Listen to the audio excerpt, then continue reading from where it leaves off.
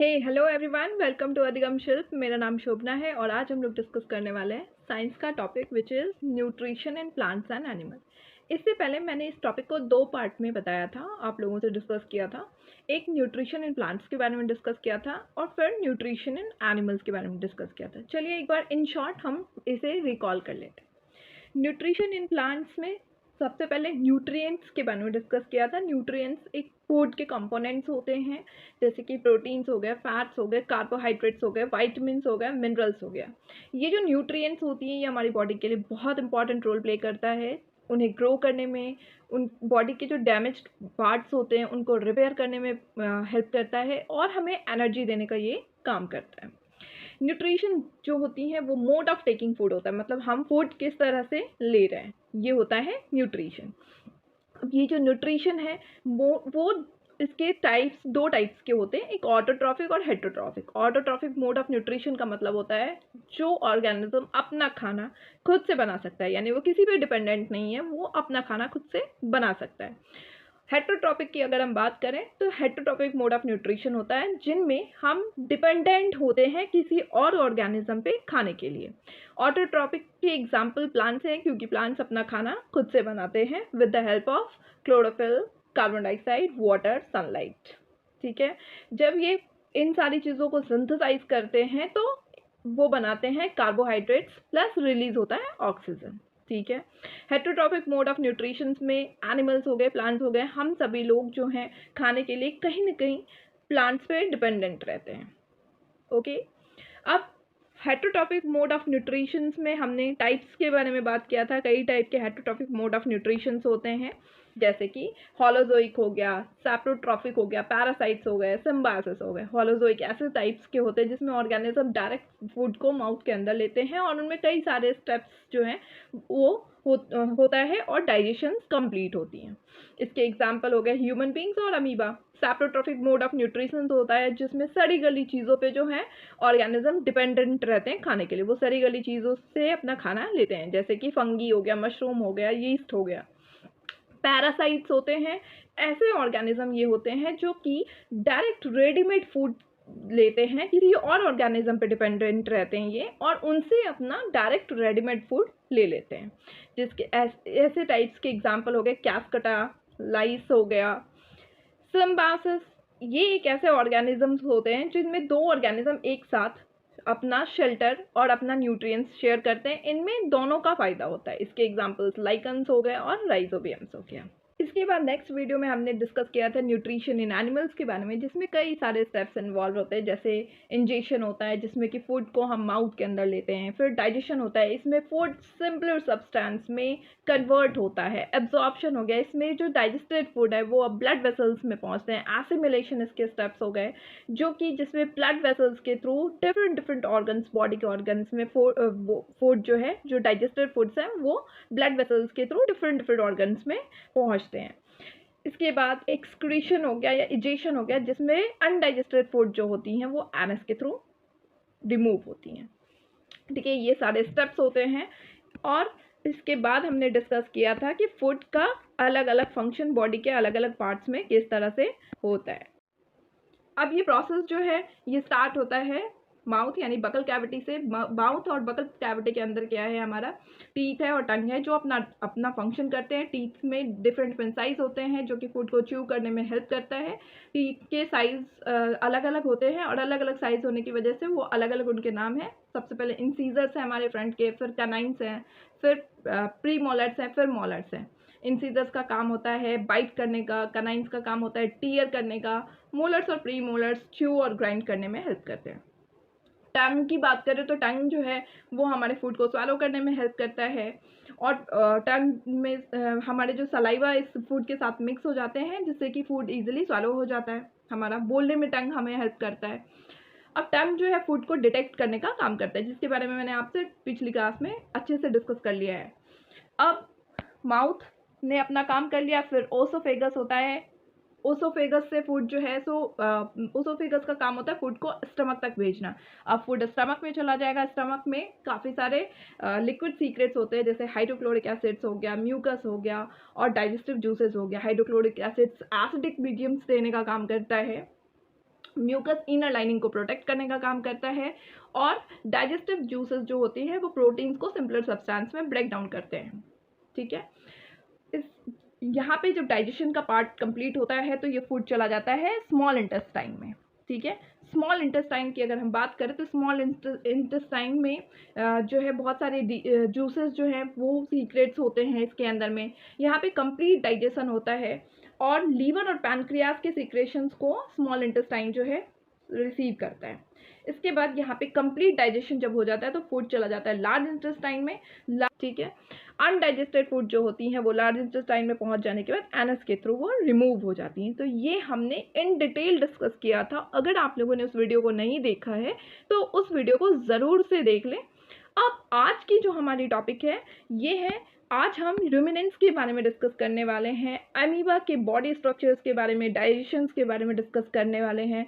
इसके अलावा हम स्टारफिश के बारे में डिस्कस करने वाले हैं, और फिर कुछ important facts and then previous year के क्वेश्चंस को हम डिस्कस करेंगे। रूमिनेंट्स क्या होते हैं? ऐसे एनिमल्स होते हैं रूमिनेंट्स जो ग्रास ईट करते हैं। ठीक है, ऐसे ग्रास ईटिंग एनिमल्स जैसे कि काऊ, बफेलो, ये क्या करते हैं कि ये ग्रास को सीधा माउथ के अंदर लेते हैं और उसे निगल जाते हैं, और ये स्टोर करते हैं अपने बॉडी के पार्ट्स में। इस पार्ट्स को कहा जाता है रूमेन। ठीक है, यानी कि ये काऊ और बफेलो ग्रास को सीधा ईट करते हैं, निगल जाते हैं, और उसे अपने बॉडी के पार्ट्स में रूमेन में जा कर के इसे ये स्टोर करते हैं।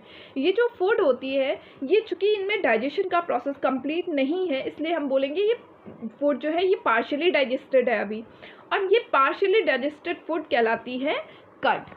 अब ये एनिमल जो होते हैं काऊ और बफेलो, ये जब इनका मन करता है तो रूमेन से इस कट को ये वापस लेके अपने माउथ में ले आते हैं, और इसे ये जब मन करता है इसे ये च्यू करते रहते हैं। ठीक है, ग्रास जो होती है वो सेल्यूलोज उनमें बहुत ज़्यादा पाया जाता है, सेल्यूलोज रिच होती है वो। सेल्यूलोज एक तरह का कार्बोहाइड्रेट्स है, और ये जो एनिमल्स होते हैं इनके बॉडी में बैक्टीरिया पाया जाता है, यानी कि रूमिनेंट्स जो होते हैं उनके बॉडी में बैक्टीरिया पाया जाता है, जिसकी वजह से सेल्यूलोज को वो डाइजेस्ट कर पाते हैं। यानी कि हर एनिमल्स जो होती हैं वो सेल्यूलोज को डाइजेस्ट नहीं कर सकते हैं, क्योंकि उनके बॉडी में वो बैक्टीरिया नहीं पाया जाता है जो सेल्यूलोज को डाइजेस्ट करने में उन्हें हेल्प करता है। ओके, दूसरी चीज़, उनके बॉडी में रूमेन पाया जाता है जहाँ पे वो फूड ऐसे कर्ड को स्टोर कर पाते हैं। ठीक है, ये तो बात हो गई उन एनिमल्स की जिनके बॉडी में पाया जाता है रूमेन। अब कुछ ऐसे ग्रास ईटिंग एनिमल्स भी हैं जिनके बॉडी में रूमेन नहीं पाया जाता है, तो फिर उनके बॉडी में पाया क्या जाता है, और ऐसे एनिमल्स कौन से हैं? तो हॉर्सेस, रैबिट्स, ये सारे एनिमल्स ऐसे एनिमल्स हैं जिनके बॉडी में रूमेन नहीं पाया जाता है। इनके बॉडी में पाया जाता है काइकम। ये जो काइकम है ये इनके फूड पाइप और स्मॉल इंटेस्टाइन के बीच में होता है। ठीक है, और सेल्यूलोज फूड जो होती हैं, यानी कि कार्बोहाइड्रेट्स जिनमें बहुत ज़्यादा पाया जाता है, ये जो सेल्यूलोज फूड होती हैं ये इनके काइकम में जाके डाइजेस्ट होता है, और इनके बॉडी में भी वो बैक्टीरिया पाया जाता है जो इन्हें सेल्यूलोज को डाइजेस्ट करने में हेल्प करता है। Got it? मैं एक बार फिर से एक्सप्लेन करती हूँ कि कुछ ग्रास ईटिंग एनिमल्स जो होते हैं उनके बॉडी में एक सर्टेन बैक्टीरिया पाया जाता है जो उन्हें सेल्यूलोज को डाइजेस्ट करने में हेल्प करता है, और कुछ ग्रास ईटिंग एनिमल्स जैसे काऊ हो गया, बफेलो हो गया, उनके बॉडी में रूमेन पाया जाता है जहाँ पे वो अब कर्ड को स्टोर कर पाते हैं, और जब उनका मन करता है वो उसे वापस अपने माउथ में लेते हैं और उसे वो च्यू करते हैं। और हॉर्सेस और रैबिट्स जो हैं इनके बॉडी में पाया जाता है काइकम, जो काइकम होता है ऑसोफेगस और स्मॉल इंटेस्टाइन के बीच में, और सेल्यूलोज फूड जो होती हैं वो यहाँ पे डाइजेस्ट होती हैं। अब हम डिस्कस कर रहे हैं अमीबा के फीडिंग और डाइजेशन के बारे में। तो amoeba single celled micro organism है, यानी ये सिंगल सेल का बना हुआ है। ठीक है, और अमीबा में पाया जाता है सेल मेम्ब्रेन। सेल मेम्ब्रेन, ये रहा सेल मेम्ब्रेन, ये जो आउटर कवरिंग होती है ये होती है बाउंड्रीज, ये कहलाती है सेल मेम्ब्रेन।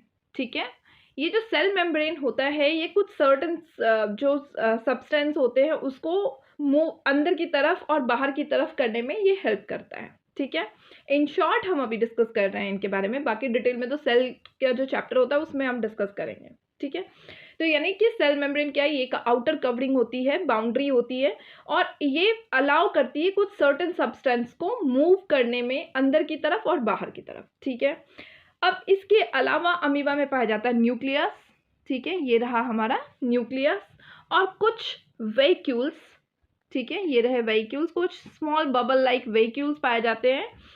ये कहाँ पाए जाते हैं? ये पाए जाते हैं साइटोप्लाज्म में। और साइटोप्लाज्म कहाँ पाया जाता है? साइटोप्लाज्म पाया जाता है न्यूक्लियस और सेल मेम्ब्रेन के बीच में। ये जो साइटोप्लाज्म होता है ये एक जेली लाइक सब्सटेंस होता है, ठीक है, और ये कहाँ पाया गया? सेल मेम्ब्रेन और न्यूक्लियस के बीच में, ठीक है। अब अमीबा में एक बहुत खास बात है, अमीबा अपने शेप और पोजीशंस को कॉन्स्टेंटली चेंज करता रहता है, यानी ये एक जैसे शेप में कभी नहीं रहता, ये अपने शेप को जब मन करे ये चेंज करता रहता है। क्यों? क्योंकि इसके बॉडी में पाया जाता है स्यूडोपोडिया, ठीक है। ये जो स्यूडोपोडिया है ये इसे हेल्प करता है कॉन्स्टेंटली इसके पोजीशंस को चेंज करने में, फूड को कैप्चर करने में और इसे मूव करने में, ठीक है। ध्यान देने वाली बात है कि स्यूडोपोडिया हेल्प करता है अमीबा को किन किन चीज़ों में? फूड कैप्चर करने में, इन्हें मूव करने में और इनके शेप और पोजीशंस को चेंज करने में, ठीक है। अब आइए देखते हैं कि अमीबा फूड कैसे लेता है। तो स्यूडोपोडिया जो होती है वो एक फिंगर लाइक प्रोजेक्शन होती है। आप फिगर में अगर देखना चाहते हैं तो ये देख सकते हैं, ये रहा स्यूडोपोडिया और ये होती है फिंगर लाइक प्रोजेक्शन, ठीक है, ओके। अब हम देख रहे हैं कि अमीबा अपना फूड कैसे लेता है। तो अमीबा कुछ माइक्रो ऑर्गेनिज्म, कुछ सर्टेन माइक्रो ऑर्गेनिज्म होते हैं जैसे वो फीड कर पाते, खा पाते हैं, ठीक है। जब वो उस माइक्रो ऑर्गेनिज्म को सेंस कर पाते हैं तो ये अपने स्यूडोपोडिया को पुश करते हैं, आगे की तरफ पुश करते हैं और अपने स्यूडोपोडिया को वो ओपन करते हैं। ये जो फूड पार्टिकल्स है अब इनके किस चीज़ में ट्रैप हो जाती है? फूड वेहिक्यूल्स में जाके ट्रैप हो जाती हैं, ठीक है। जब उन्होंने किसी माइक्रो ऑर्गेनिज्म जिसे वो ईट कर सकते हैं, जब वो उसे सेंस कर पाते हैं तो वो क्या करते हैं? ये अपने स्यूडोपोडिया को पुश करते हैं, बाहर की तरफ पुश करते हैं, और जब वो पुश करते हैं तो फूड पार्टिकल्स क्या होती है? वो उनके फूड वेहिक्यूल्स में जा कर के ट्रैप्ड हो जाती हैं। फूड वेहिक्यूल से बहुत सारी डाइजेस्टिव जूसेस सीक्रेट्स होती है जो उस फूड को सिंपलर सब्सटेंस में ब्रेक डाउन कर देती है और फूड जो है वो डाइजेस्टेड हो जाती हैं। अनडाइजेस्टेड फूड जो है वो वेहिक्यूल्स के थ्रू रिमूव हो जाती हैं। आप देख सकते हैं ये जो अनडाइजेस्टेड फूड होती हैं वो वेहिक्यूल्स के थ्रू रिमूव हो जाती हैं, ओके। यानी आपने क्या देखा? अमीबा जो है, अमीबा को जब आप सेंस कर पाते हैं अपने फूड पार्टिकल्स को तो वो अपने स्यूडोपोडिया को बाहर की तरफ पुश करते हैं और सूड ओपन करते हैं, जिसमें कि फूड पार्टिकल्स जो होती है वो ट्रैप्ड हो जाती हैं। और कहाँ ट्रैप्ड होती हैं? फूड वेहिक्यूल्स में जाके ट्रैप्ड हो जाती है। फूड वेहिक्यूल्स से डाइजेस्टिव जूसेस सीक्रेट्स होते हैं जो उस फूड को सिंपल सब्सटेंस में ब्रेक डाउन कर देते हैं। अनडाइजेस्टेड फूड जो होती हैं वो वेहिक्यूल्स के थ्रू रिमूव्ड हो जाती हैं, ठीक है। तो ये था अमीबा के बारे में। अब स्टारफिश के बारे में जानते हैं। तो स्टारफिश को जानने से पहले इसका एक इमेज हम देखते हैं। ये चूंकि स्टार की तरह दिखती है इसलिए इसका नाम है स्टारफिश, ठीक है। स्टारफिश ऐसे एनिमल्स को खाते हैं जिनकी शेल बहुत, आउटर जो कवरिंग होती है वो हार्ड शेल होती है और वो बनी होती है कैल्शियम कार्बोनेट की, ठीक है। यानी स्टारफिश ऐसे एनिमल्स को ईट करते हैं जिनके बाहर की जो कवरिंग होती है वो कैल्शियम कार्बोनेट की बनी होती है, हार्ड शेल होती है और वो अंदर से सॉफ्ट होते हैं। जब स्टारफिश ऐसे एनिमल्स को सेंस करते हैं तो वो अपने स्टमक को माउथ से बाहर निकालते हैं और उस हार्ड कवरिंग वाले कैल्शियम कार्बोनेट की जो बनी होती है हार्ड शेल वाले एनिमल्स, उनके सॉफ्ट अंदर के जो सॉफ्ट पार्ट होते हैं उसे वो ईट करते हैं। वापस से वो अपने स्टमक को अपने बॉडी के अंदर ले लेते हैं और धीरे धीरे उसे डाइजेस्ट करते हैं। मैं एक बार फिर से रिपीट कर देती हूँ, स्टारफिश ऐसे एनिमल्स को ईट करते हैं जो जिनकी कवरिंग, बाहर की जो कवरिंग होती है वो कैल्शियम कार्बोनेट की बनी होती है और वो एनिमल अंदर से सॉफ्ट होते हैं, ठीक है।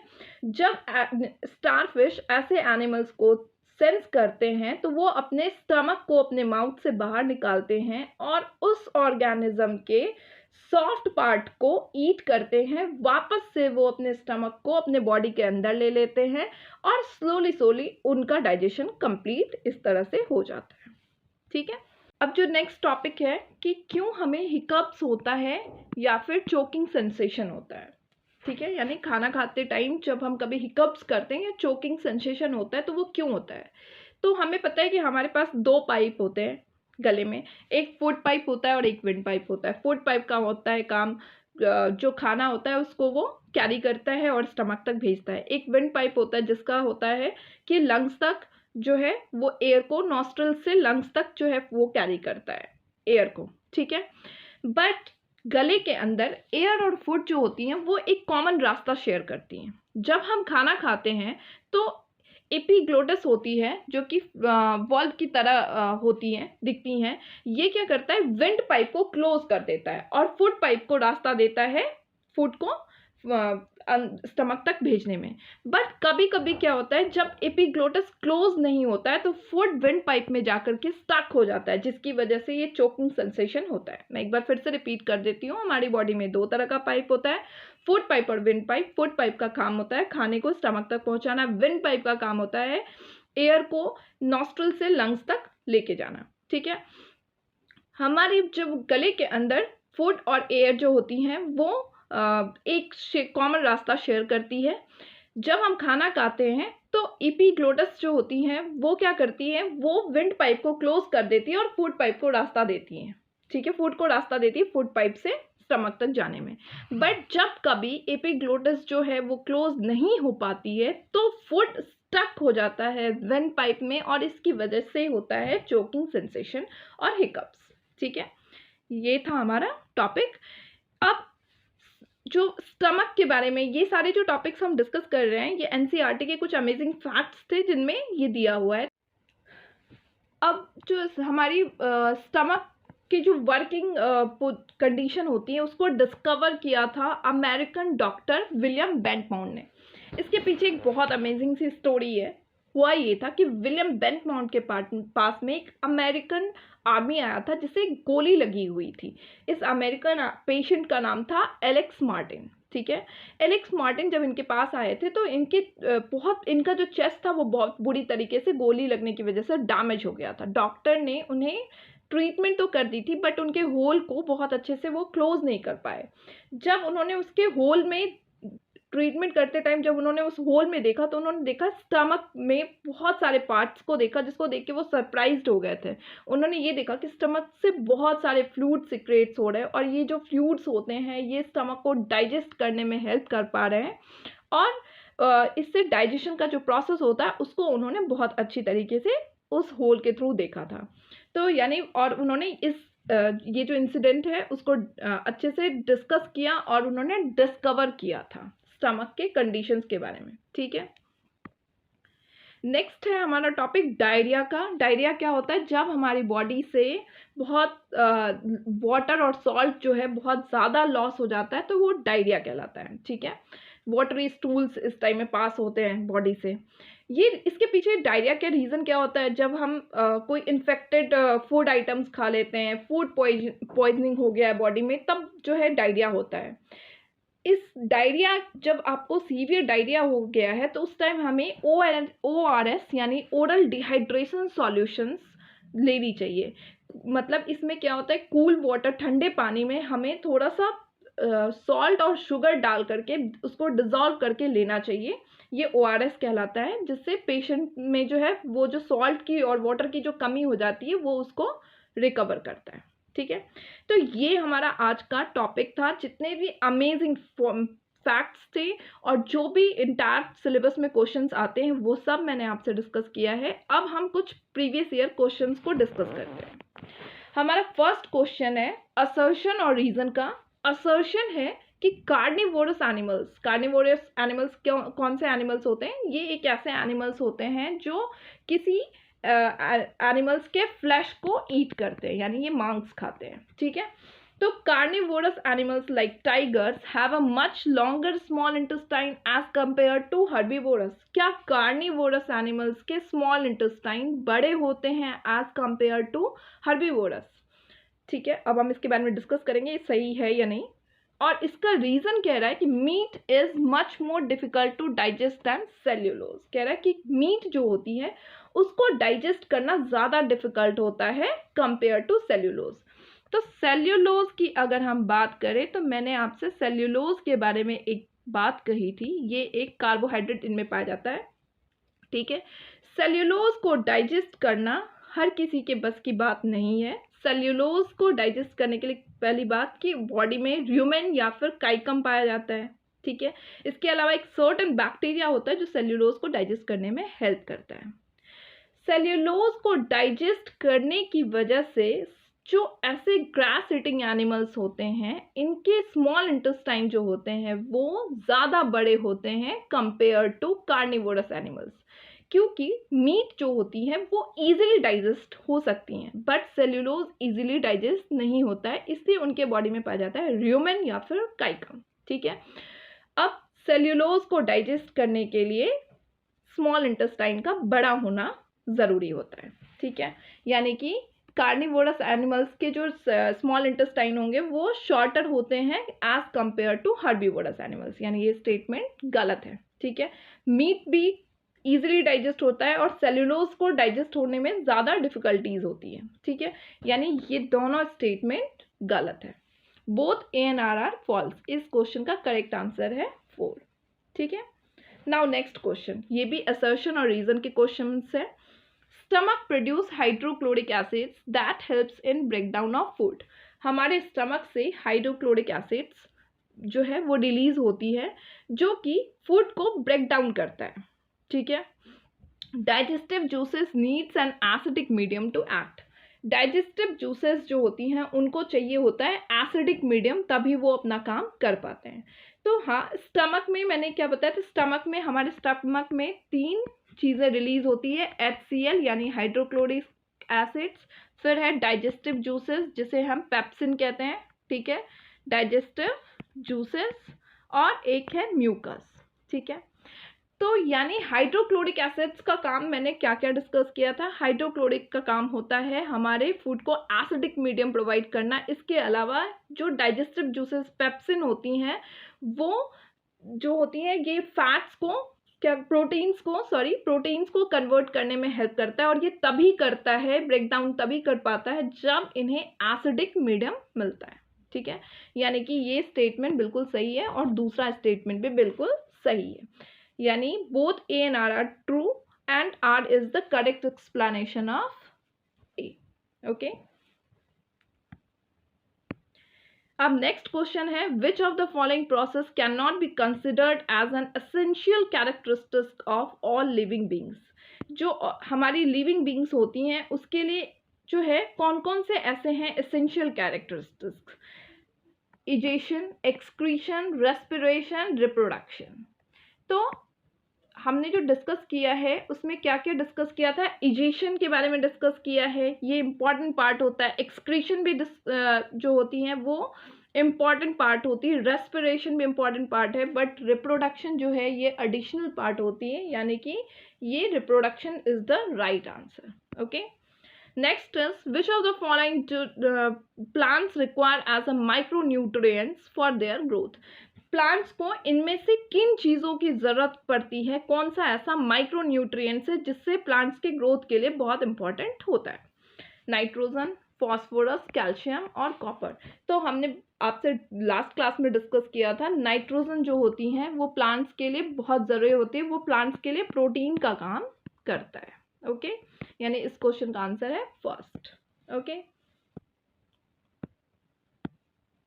Now next is, why is a plant which do not have chlorophyll?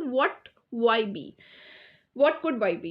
यानी why एक प्लांट है जिनमें क्लोरोफिल नहीं है, और ऐसे प्लांट्स कौन से प्लांट्स थे जिनमें क्लोरोफिल नहीं था। ऐसा प्लांट्स था कैस्कटा जिसमें क्लोरोफिल नहीं होता है, ठीक है। यानी इस क्वेश्चन का आंसर है 3। अब जो नेक्स्ट क्वेश्चन है वो है, which of the following statement is correct. इनमें से कौन सा ऐसा स्टेटमेंट है जो करेक्ट है।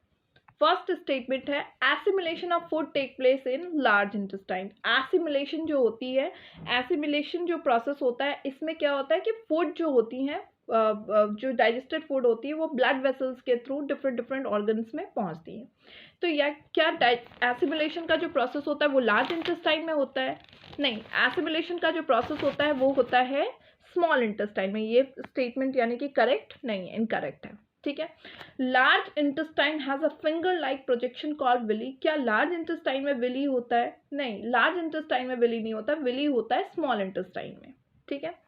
Large intestine is wider and shorter than small intestine. Large intestine जो है वो वाइडर और शॉर्टर होता है स्मॉल इंटेस्टाइन से। तो यस, जो लार्ज इंटेस्टाइन होती है हमारी वो वाइडर होती हैं और शॉर्टर होती हैं स्मॉल इंटेस्टाइन से। यानी इस क्वेश्चन का करेक्ट आंसर है 3। क्वेश्चन है हमारा वो ये है कि human nutrition take place, nutrients requirement, mode of taking food and its utilization in the body occurring in various steps which are. जो ह्यूमन न्यूट्रिशन होता है मतलब मोड ऑफ टेकिंग फूड जो होती है उनमें कई सारे स्टेप्स जो हैं हमारे इन्वॉल्व होते हैं। ये जो न्यूट्रिएंट्स रिक्वायरमेंट होता है हमारे बॉडी के लिए पता है ये बहुत इंपॉर्टेंट होता है और इनमें कई सारे स्टेप्स इन्वॉल्व होते हैं। मैंने आपसे डिस्कस किया था जो पहला स्टेप होता है हमारा वो होता है इंजेशन, ठीक है। इसके बाद हमारा सेकंड स्टेप होता है डाइजेशन, फिर होता है एब्जॉर्प्शन, उसके बाद होता है एसिमिलेशन एंड देन होता है हमारा एक्सक्रीशन, राइट, एक्सक्रीशन। यानी कि इसका पहला स्टेप है हमारा डी, फिर है हमारा डाइजेशन ई, फिर है हमारा एब्जॉर्प्शन ए एंड देन इसके बाद कौन सा है एसिमिलेशन सी और फिर है हमारा एक्सक्रीशन, ठीक है, इजेशन एक्सक्रीशन बी। यानी इस क्वेश्चन का आंसर है answer number B. Okay, next question है हमारा in our mouth the arrangement of different types of teeth from front to back. कह रहे हमारे माउथ में जो टीथ होती हैं उनकी अरेंजमेंट्स फ्रंट से बैक तक की क्या सीक्वेंस है। तो मैंने आपसे डिस्कस किया था कि सबसे पहले जो हमारा होता है वो होता है हमारा इंसीजर्स। इंसीजर्स का काम क्या होता है? इंसीजर्स का काम होता है इनको फूड को बाइट करना, ठीक है। इसके बाद होता है कनाइंस। कनाइंस का काम क्या होता है? टीयर करना फूड को। इसके बाद हमारा होता है प्री मोलर्स और फिर होता है हमारा मोलर्स। प्री मोलर्स और मोलर्स का काम होता है फूड को च्यू करना और ग्राइंड करना, ठीक है। यानी इसके सीक्वेंस कौन कौन से हैं? Incisors, canines, premolars and then molars. देखते हैं इंसीजर्स में कनाइंस, फिर है प्री मोलर्स, मोलर्स यानी ये वाला नहीं होगा, और मोलर्स। यानी इस क्वेश्चन का आंसर है आंसर नंबर 2। तो इस चैप्टर के जितने भी टॉपिक्स थे, जो भी पार्ट्स थे, वो मैंने आपसे डिस्कस कर लिया है। आई जस्ट होप कि मेरे ये वीडियोस आप लोगों को अच्छे लगे होंगे। अगर अच्छे लगते हैं तो प्लीज़ लाइक, शेयर और सब्सक्राइब ज़रूर करिए। मिलते हैं नेक्स्ट सेशन में नेक्स्ट वीडियो के साथ में। तब तक के लिए bye bye and take care.